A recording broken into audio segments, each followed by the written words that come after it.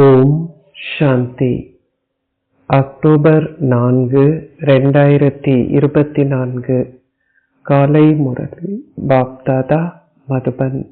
இனிமையான குழந்தைகளே, நீங்கள் எந்த அளவிற்கு அதிகமாக அன்புடன் தந்தையை நினைவு செய்கின்றீர்களோ அந்த அளவிற்கு அதிகமாக ஆசீர்வாதங்களை பெறுவதுடன் உங்கள் பாவங்களும் தொடர்ந்தும் அழிக்கப்படும். கேள்வி: எந்த தர்மத்தில் நிலைத்திருப்பதற்கு தந்தை உங்களுக்கு வழிகாட்டுகின்றார்? பதில்: பாபா கூறுகின்றார், குழந்தைகளே, ஓர் ஷரீரத்தை கொண்டிராத உங்கள் தர்மத்தில் நிலைத்திருங்கள். ஷரீர தர்மத்தில் நிலைத்திருக்காதீர்கள். தந்தை ஷரீரமற்றவராக இருப்பதை போன்று குழந்தைகளாகிய நீங்கள் ஒவ்வொருவரும் ஷரீரமற்றவர்களாக இருந்து பின்னர் இங்கே ஒரு ஷரீரத்தினுள் பிரவேசிக்கின்றீர்கள். தந்தை இப்பொழுது குழந்தைகளாகிய உங்களுக்கு கூறுகின்றார், குழந்தைகளே, ஷரீரமற்றவர் ஆகுங்கள். உங்களை சுயத்தின் ஆதி தர்மத்தில் ஸ்தாபியுங்கள். ஷரீர உணர்வுள்ளவர் ஆகாதீர்கள். கேள்வி: நாடகத்திற்கு ஏற்ப கடவுள் எதனை செய்வதற்கு கட்டுப்பட்டுள்ளார்? பதில்: நாடகத்திற்கு ஏற்ப கடவுள் குழந்தைகளை தூய்மையாக்குவதற்கு கட்டுப்பட்டுள்ளார். அவர் அதி மங்களகரமான சங்கம யுகத்தில் வரவேண்டி உள்ளது. ஓம் சாந்தி. தந்தை இங்கு அமர்ந்திருந்து ஆன்மீக குழந்தைகளுக்கு விளங்கப்படுத்துகின்றார். ஓம் சாந்தி என்று கூறப்படும் பொழுது ஆத்மாக்களுக்கு அவர்களின் ஆதி தர்மத்தின் அறிமுகம் கொடுக்கப்படுகிறது. எனவே நிச்சயமாக தந்தையும் இயல்பாகவே நினைவு கூறப்படுகின்றார். ஏனெனில் மனிதர்கள் அனைவரும் நிச்சயமாக கடவுளை நினைவு செய்கிறார்கள். ஆனால் அவர்கள் கடவுளின் அறிமுகத்தை கொண்டிருப்பதில்லை. கடவுள் தனது சொந்த அறிமுகத்தையும் ஆத்மாக்களின் அறிமுகத்தையும் கொடுப்பதற்காகவே வருகின்றார். கடவுள் மாத்திரமே தூய்மையாக்குபவர் என அழைக்கப்படுகின்றார். நாடகத்திற்கு ஏற்ப கடவுள் தூய்மையற்றவர்களை தூய்மையாக்குவதில் கட்டுண்டுள்ளார். அவர் அதி மங்களகரமான சங்கம யுகத்தில் வரவேண்டி உள்ளது. அவர் சங்கம யுகத்தின் விளக்கத்தையும் கொடுக்கின்றார். தந்தை பழைய உலகிற்கும் புதிய உலகிற்கும் இடையில் மாத்திரமே வருகின்றார். பழைய உலகம் மரண பூமி என்றும் புதிய உலகம் அமரத்துவ பூமி என்றும் அழைக்கப்படுகின்றன. மரண பூமியில் ஆயுட்காலங்கள் குறுகியவையாக இருப்பதுடன் அக்கால மரணங்களும் தொடர்ந்தும் இடம்பெறுவதையும் நீங்கள் புரிந்து கொள்கிறீர்கள். அங்கு அவர்கள் தூய்மையானவர்கள் என்பதால் அது அக்கால மரணம் ஏற்படாத அமரத்துவ பூமியாகும். தூய்மையின்மையால் அவர்கள் கலப்படமானவர்கள் ஆகுவதுடன் அவர்களின் ஆயுட்காலங்களும் குறைவடைந்து அவர்களின் சக்தியும் குறைவடைகிறது. சத்திய யுகத்தில் அவர்கள் தூய்மையானவர்கள் என்பதால் கலப்படம் அற்றவர்களாகவும் மகத்தான சக்தி கொண்டவர்களாகவும் இருக்கிறார்கள். அவர்கள் சக்தியின்றி எவ்வாறு ராஜ்யத்தை பெற்றார்கள்? அவர்கள் நிச்சயமாக தந்தையிடமிருந்து ஆசீர்வாதங்களை பெற்றிருக்க வேண்டும். தந்தை சர்வ சக்திவான். ஆனால் எவ்வாறு அவர்கள் ஆசீர்வாதங்களை பெற்றார்கள்? தந்தை கூறுகின்றார், என்னை நினைவு செய்யுங்கள். அதிக நினைவை கொண்டிருந்தவர்கள் ஆசீர்வாதங்களை பெற்றிருப்பார்கள். ஆசீர்வாதம் என்பது கேட்டு பெறுவதல்ல, அது நீங்கள் முயற்சி செய்வதற்கான ஒன்றாகும். நீங்கள் எந்த அளவிற்கு அதிகமாக நினைவை கொண்டிருக்கின்றீர்களோ அந்த அளவிற்கு அதிகமாக ஆசீர்வாதங்களை பெறுவீர்கள். அதாவது ஓர் உயர்ந்த அந்தஸ்தை பெறுவீர்கள். நீங்கள் நினைவை கொண்டிருக்காது விட்டால் ஆசீர்வாதங்களை பெறமாட்டீர்கள். ஒரு லௌகீக தந்தை ஒரு பொழுதும் தனது குழந்தைகளிடம் தன்னை நினைவு செய்யுமாறு கூறமாட்டார். ஒரு குழந்தை தனது குழந்தை பருவத்திலிருந்தே மம்மா பாபா என இயல்பாக கூறுகின்றார். அவரது அங்கங்கள் சிறியவை. வளர்ந்த குழந்தைகள் மம்மா பாபா என கூறமாட்டார்கள். தாங்கள் ஆஸ்தியை பெறுகின்ற தாய் தந்தையர் அவர்களே என்பதும் அவர்களின் புத்தியில் இருக்கும். அது கூறப்பட வேண்டிய அல்லது நினைவு செய்யப்பட வேண்டிய விஷயம் அல்ல. இங்கே தந்தை கூறுகின்றார், என்னையும் ஆஸ்தியையும் நினைவு செய்யுங்கள். எல்லைக்கு உட்பட்ட உறவுகளை துறந்து இப்பொழுது எல்லையற்ற உறவு முறையை நினைவு செய்யுங்கள். மனிதர்கள் அனைவரும் முக்தியை விரும்புகிறார்கள். முக்தி என்பது முக்தி தாமத்தையே குறிக்கிறது. சத்கதி என்பது மீண்டும் ஒரு முறை சந்தோஷ தாமத்திற்கு செல்வதை குறிக்கிறது. முதலில் வருகின்ற எவரும் நிச்சயமாக சந்தோஷத்தை அனுபவம் செய்வார்கள்.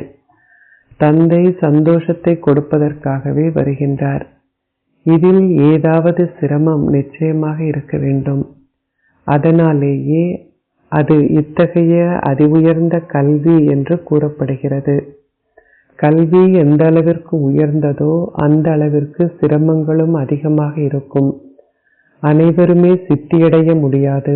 உயர் பரீட்சைகளில் வெகு சில மாணவர்களே சித்தியடைகிறார்கள். ஏனெனில் எவராவது அதிஉயர் பரீட்சையில் சித்தியடையும் பொழுது அரசாங்கமும் அவர்களுக்கு அதிக அளவு ஊதியத்தை வழங்க வேண்டியுள்ளது. சில மாணவர்கள் ஓர் உயர் பரீட்சையில் சித்தியடைந்ததும் வெறுமனே உட்கார்ந்திருக்கிறார்கள். அரசாங்கத்திடம் அவர்களுக்கு உயர் ஊதியத்தை கொடுப்பதற்கு போதிய அளவு பணம் இல்லை. இங்கே தந்தை கூறுகின்றார், நீங்கள் எந்த அளவிற்கு அதிகமாக கற்கின்றீர்களோ அந்த அளவிற்கு உயர்ந்ததோர் அந்தஸ்தை பெறுவீர்கள். அனைவரும் அரசர்களாக அல்லது செல்வந்தர்களாக ஆகுவார்கள் என்றில்லை. அனைத்தும் எவ்வாறு நீங்கள் கற்கின்றீர்கள் என்பதிலேயே தங்கி உள்ளது. பக்தியை கல்வி என்று அழைப்பதில்லை. இது ஆன்மீக தந்தை கற்பிக்கின்ற ஆன்மீக ஞானம். இக்கல்வி அதி உயர்ந்தது. குழந்தைகள் இதை சிரமமாக பார்க்கின்றார்கள். ஏனெனில் அவர்கள் தந்தையை நினைவு செய்வதும் இல்லை. தங்களின் நடத்தையை சீர்திருத்திக் கொள்வதும் இல்லை. நல்ல நினைவை கொண்டிருப்பவர்களின் நடத்தை தொடர்ந்தும் சிறப்பாக உள்ளது.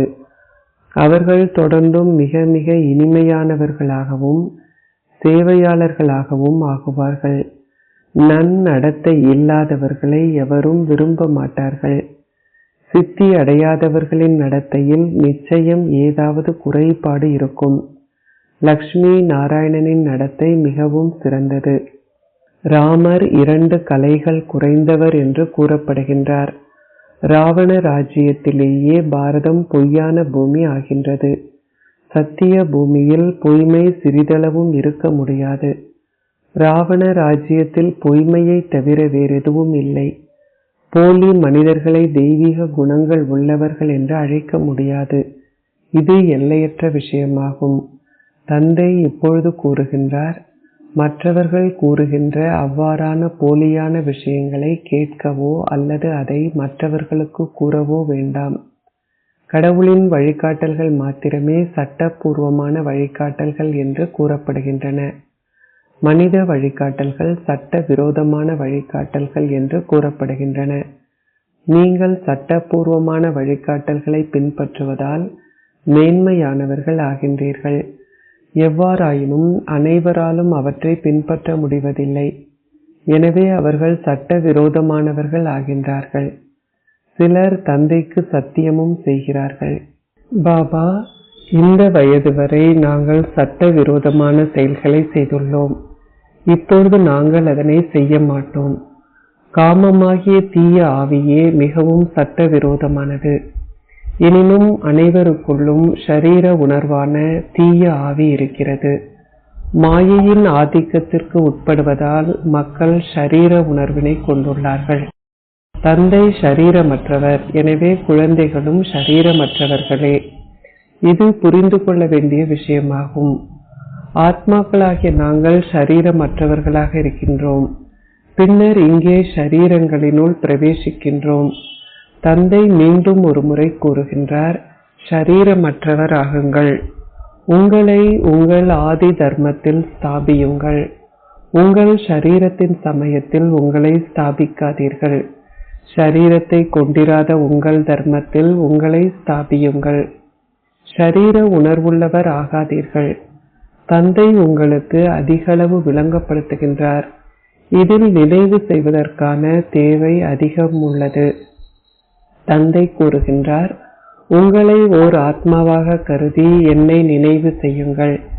நீங்கள் சத்தோப்பிரதானமாகவும் தூய்மையாகவும் ஆகுவீர்கள். தூய்மையற்றவர் ஆகுவதால் அதிகளவு தண்டனை பெறப்படுகிறது. தந்தைக்கு உரியவர் ஆகிய பின்னர் தவறு செய்பவர்களை பற்றி நினைவு கூறப்படுகிறது. சத்குருவை அவதூறு செய்பவர்களால் உயர்ந்ததோர் அந்தஸ்தை பெற முடியாது. நீங்கள் தூய்மையாகுவதற்கான எனது வழிகாட்டல்களை பின்பற்றாது விட்டால் 100 மடங்கு தண்டனை கிடைக்கும். நீங்கள் உங்களுடைய மனசாட்சியை பயன்படுத்த வேண்டும். என்னால் நினைவு கொண்டிருக்க முடியாது விட்டால் ஓர் உயர்ந்த அந்தஸ்தை பெறவும் முடியாது. நீங்கள் முயற்சி செய்வதற்கு நேரத்தை ஒதுக்க வேண்டும். உங்களிடம் என்ன அத்தாட்சி இருக்கிறது என்று கேட்கப்படும் பொழுது அவர்களுக்கு கூறுங்கள், கடவுள் பிரவேசிக்கின்ற ஷரீரமானது மனிதரான பிரஜாபிதாவினுடையது. மனிதர்களின் ஷரீரங்களுக்கு பெயர்கள் கொடுக்கப்படுகின்றன. சிவ் பாபா ஓர் மனிதரும் அல்ல, ஒரு தேவரும் அல்ல. அவர் பரமாத்மா என்று அழைக்கப்படுகின்றார். அவர் தூய்மையற்றவராகவோ அல்லது தூய்மையானவராகவோ ஆகுவதில்லை. அவர் விளங்கப்படுத்துகின்றார், என்னை நினைவு செய்வதனால் உங்கள் பாவங்கள் அழிக்கப்படும். தந்தை இங்கு அமர்ந்திருந்து விளங்கப்படுத்துகின்றார், நீங்கள் சத்தோப்பிரதானமாக இருந்தீர்கள், இப்பொழுது தமோப்பிரதானம் ஆகிவிட்டீர்கள். மீண்டும் சத்தோப்பிரதானம் ஆகுவதற்கு என்னை நினைவு செய்யுங்கள். தேவர்களின் தகைமைகளை பாருங்கள். அவர்களிடம் கருணை வேண்டி நிற்பவர்களையும் பாருங்கள். நீங்கள் என்னவாக இருந்தீர்கள் என்று பின்னர் நீங்கள் ஆச்சரியமடைவீர்கள். உங்கள் 84 பிறவிகளில் விழுந்ததன் காரணமாக நீங்கள் முற்றிலும் சீரழிந்தவர்கள் ஆகிவிட்டீர்கள். தந்தை கூறுகின்றார், இனிமையிலும் இனிமையான குழந்தைகளே, நீங்கள் தேவ வம்சத்தவராக இருந்தீர்கள். இப்பொழுது உங்களால் தேவர்களைப் போன்று ஆக முடியுமா என உங்கள் நடத்தையை பாருங்கள். அனைவரும் லக்ஷ்மி நாராயணனாக ஆகுவார்கள் என்று நினைக்காதீர்கள். அவ்வாறாயின் அனைத்து இடமும் ஒரு பூந்தோட்டமாகிவிடும். ரோஜா மலர்கள் மட்டுமே சிவ் பாபாவிற்கு அர்ப்பணிக்கப்பட வேண்டும். ஆனால் இல்லை, எவ்வாறாயினும் ஆர்க் மலர்கள் உட்பட அனைத்து மலர்களும் அவருக்கு அர்ப்பணிக்கப்படுகின்றன. தந்தையின் சில குழந்தைகள் மலர்கள் ஆகின்றார்கள், பிறர் ஆர்க் மலர்கள் ஆகின்றார்கள். சித்தி அடைந்தவர்களும் சித்தி அடையாதவர்களும் இருக்கிறார்கள். தாங்கள் அரசர்களாக ஆக முடியாது என்று அவர்களே புரிந்து கொள்கிறார்கள். அவர்கள் எவரையும் தங்களைப் போன்று ஆக்குவதில்லை. யார் செல்வந்தர்கள் ஆகுவார்கள், எவ்வாறு ஆகுவார்கள் என்பதை தந்தை மட்டுமே அறிவார். குழந்தைகளாகிய நீங்கள் முன்னேறி செல்லும் பொழுது ஒரு குறிப்பிட்ட குழந்தை தந்தையின் எந்த வகையான உதவியாளர் என்பதை நீங்களும் புரிந்து கொள்வீர்கள். அவர்களில் எவரும் முன்னைய சக்கரத்தில் செய்தவற்றையே மீண்டும் செய்வார்கள். அதில் எந்த வேறுபாடும் இருக்க முடியாது. தந்தை தொடர்ந்தும் உங்களுக்கு கருத்துக்களை கொடுக்கின்றார். இந்த வகையில் நீங்கள் தந்தையை நினைவு செய்து அனைத்தையும் இடமாற்றம் செய்ய வேண்டும். பக்தி மார்க்கத்தில் நீங்கள் கடவுளின் பெயரால் அனைத்தையும் செய்கின்றீர்கள். ஆனால் நீங்கள் கடவுளை அறிந்திருக்கவில்லை. கடவுளே அதிமேலானவர் என்பதை மாத்திரமே நீங்கள் புரிந்து கொள்கிறீர்கள். அவர் அதிமேலான பெயரையும் ஷரீரத்தையும் கொண்டவர் என்றில்லை. அவர் அஷரீரியானவர். பின்னர் இங்கே அதிமேலான ஷரீரதாரிகள் இருக்கின்றனர். பிரம்மா, விஷ்ணு, சங்கரரை தேவர்கள் என அழைக்கின்றார்கள். பிரம்ம தேவருக்கு வந்தனங்கள், விஷ்ணு தேவருக்கு வந்தனங்கள் என்று கூறப்படுகிறது. பின்னர் அவர்கள் பரமாத்மா சிவனுக்கு வந்தனங்கள் என்று கூறுகிறார்கள். எனவே கடவுளே அதி மகத்துவமானவர். பிரம்மா, விஷ்ணு, சங்கரரை கடவுளென அழைக்க முடியாது. பரமாத்மா சிவனுக்கு வந்தனங்கள் என்று மக்கள் தங்கள் வாயினால் கூறுவதனால் நிச்சயமாக கடவுள் ஒருவராகவே இருக்க வேண்டும். மக்கள் தேவர்களுக்கு தலை வணங்குகிறார்கள். மனித உலகில் மனிதர்கள் என்றே மனிதர்கள் அழைக்கப்படுகிறார்கள். மனிதர்களை குறிப்பிடும் பொழுது பரமாத்மாவிற்கு வந்தனங்கள் என்று கூறுவது முற்றிலும் அறியாமையாகும். கடவுள் சர்வ வியாபி என்பதே அனைவரின் புத்தியிலும் உள்ளது. கடவுள் ஒருவரே என்பதையும் அவர் மாத்திரமே தூய்மையாக்குபவர் என அழைக்கப்படுகின்றார் என்பதையும் குழந்தைகளாகிய நீங்கள் இப்பொழுது புரிந்து கொள்கிறீர்கள். அனைவரையும் தூய்மையாக்குவது ஒரே ஒரு கடவுளின் பணியே ஆகும். எந்த ஒரு மனிதரும் உலகின் குருவாக இருக்க முடியாது. குருமார்கள் தூய்மையானவர்கள். இங்கே அனைவரும் விகாரத்தின் மூலமே பிறவி எடுப்பவர்கள். இந்த ஞானம் அமிர்தம் என்று அழைக்கப்படுகிறது. பக்தியை அமிர்தம் என்று அழைக்க முடியாது. பக்தி மார்க்கத்தில் பக்தி மட்டுமே இருக்கிறது. மனிதர்கள் அனைவரும் பக்தி மார்க்கத்தில் உள்ளனர். ஒரே ஒருவர் மட்டுமே ஞானக்கடல் என்றும் உலகின் குரு என்றும் அழைக்கப்படுகின்றார். தந்தை வரும்பொழுது என்ன செய்கின்றார் என்பதை நீங்கள் இப்பொழுது அறிவீர்கள். அவர் பஞ்ச தத்துவங்களையும் தூய்மையாக்குகின்றார். நாடகத்தில் அவருடைய பாகம் அத்தகையது. தந்தை ஒரு கருவி ஆகின்றார். அவரே அனைவருக்கும் சத்கதியை அருள்பவர். ஆனால் அவரால் எவ்வாறு விளங்கப்படுத்த முடியும்? பலர் இங்கு வருகிறார்கள். ஓர் அங்கூர்ப்பண வைபவம் நடைபெறும் பொழுது வரவிருக்கும் விநாசத்திற்கு முன்னர் வந்து எல்லையற்ற தந்தையை அறிந்து அவரிடமிருந்து உங்கள் ஆசியை பெறுங்கள் என மக்களுக்கு தந்தி அனுப்பப்படுகிறது. அவர் ஆன்மீக தந்தையாவார். மனிதர்கள் அனைவரும் அவரை தந்தை என்று அழைக்கின்றனர். அவர் படைப்பவராக இருப்பதனால் படைப்புகள் நிச்சயமாக அவரிடமிருந்தே ஆஸ்தியை பெறுவார்கள். எல்லையற்ற தந்தையை எவருக்கும் தெரியாது. தந்தையை மறப்பதும் நாடகத்தில் நிச்சயிக்கப்பட்டுள்ளது. எல்லையற்ற தந்தையே அதி உயர்ந்தவர். அவர் உங்களுக்கு எல்லைக்கு உட்பட்ட ஆஸ்தியை தருவதில்லை. அனைவருக்கும் ஒரு லௌகிக தந்தை இருந்தாலும் அவர்கள் எல்லையற்ற தந்தையையே நினைவு செய்வார்கள். சத்யுகத்தில் அவர்கள் தங்கள் எல்லையற்ற சந்தோஷம் என்னும் ஆஸ்தியை பெற்றிருப்பதனால் எவரும் அவரை நினைவு செய்ய மாட்டார்கள். நீங்கள் இப்பொழுது தந்தையை நினைவு செய்கின்றீர்கள். ஆத்மாக்களே அவரை நினைவு செய்கின்றார்கள். பின்னர் தங்களையும் தங்கள் தந்தையையும் நாடகத்தையும் மறந்து விடுகிறார்கள். அங்கே மாயையின் நிழல் காணப்படுகிறது. சதோபிரதான் புத்தியானது நிச்சயமாக தமோபிரதானமாக வேண்டும். புதிய உலகில் தேவர்கள் சத்தோப்பிரதானமாக இருந்தார்கள் என்பதை நீங்கள் இப்பொழுது அறிந்திருக்கின்றீர்கள். எவருக்கும் இது தெரியாது. உலகம் சத்தோப்பிரதானமாகவும் சத்திய யுகமாகவும் ஆகும். அது புதிய உலகம் என்று அழைக்கப்படுகிறது. இது கலியுக உலகமாகும். தந்தை மட்டுமே வந்து இந்த விஷயங்கள் அனைத்தையும் விளங்கப்படுத்துகின்றார். ஒவ்வொரு கல்பத்திலும் உங்கள் முயற்சிகளுக்கு ஏற்ப என்ன ஆஸ்தியை பெறுகின்றீர்களோ அந்த ஆஸ்தியையே நீங்கள் பெறுவீர்கள். நீங்கள் அவ்வாறு இருந்தீர்கள். இப்பொழுது கீழிறங்கி வந்துவிட்டீர்கள் என்பதையும் இப்பொழுது அறிவீர்கள். தந்தையே உங்களுக்கு கூறுகின்றார், இதுவும் அதுவும் நடக்கும். சிலர் கூறுகிறார்கள், நாங்கள் மிகப்பெரிய அளவில் முயற்சிக்கின்றோம், ஆனால் எங்களால் நினைவில் இருக்க முடியாதுள்ளது. இதனை குறித்து தந்தையோ ஆசிரியரோ என்ன செய்ய முடியும்?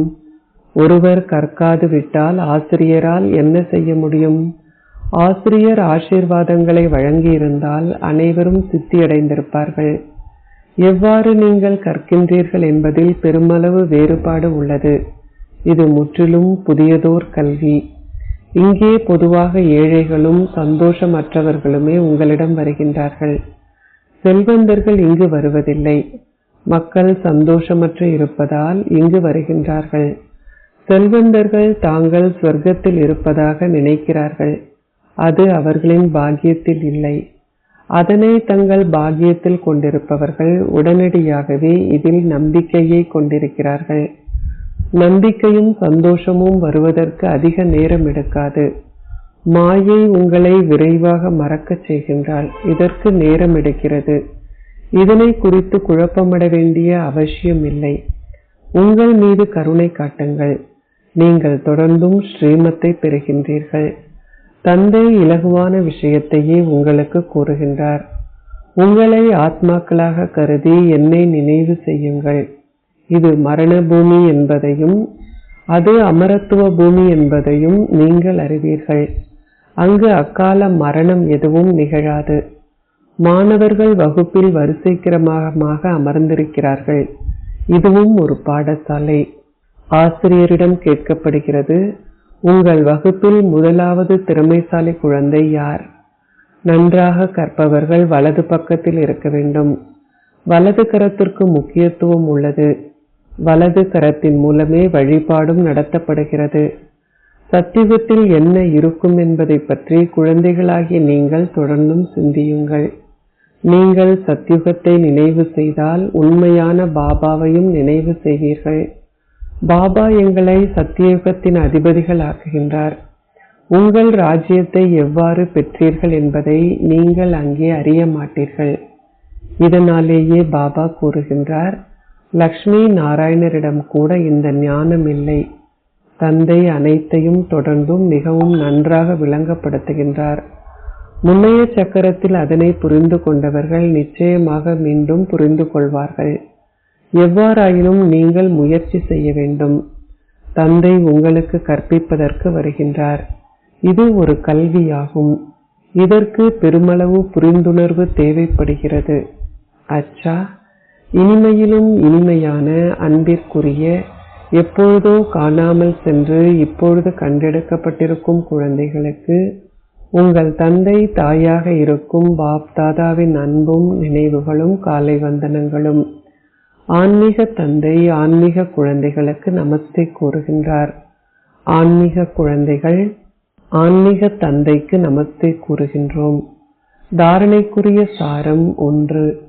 இந்த ஆன்மீக கல்வி அதி உயர்வானதும் சிரமமானதும் ஆகும்.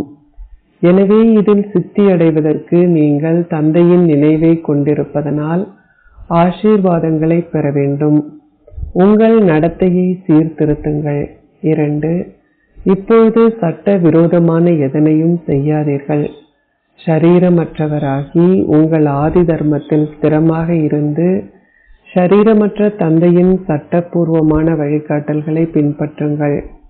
ஆசீர்வாதம்.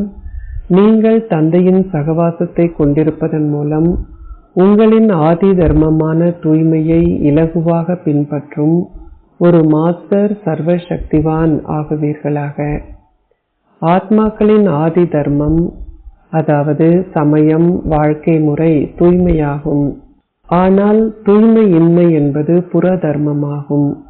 உங்களின் ஆதி தர்மத்தில் உங்களுக்கு நம்பிக்கை இருந்தால் எந்த விதமான புற தர்மமும் உங்களை அசைக்க முடியாது.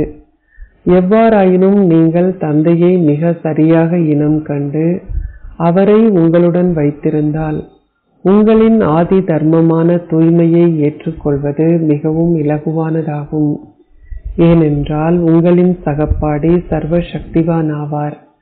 சர்வ சக்திவானின் குழந்தைகளான மாஸ்டர் சர்வ சக்திவான்களின் முன்னால் தூய்மையின்மை வர முடியாது.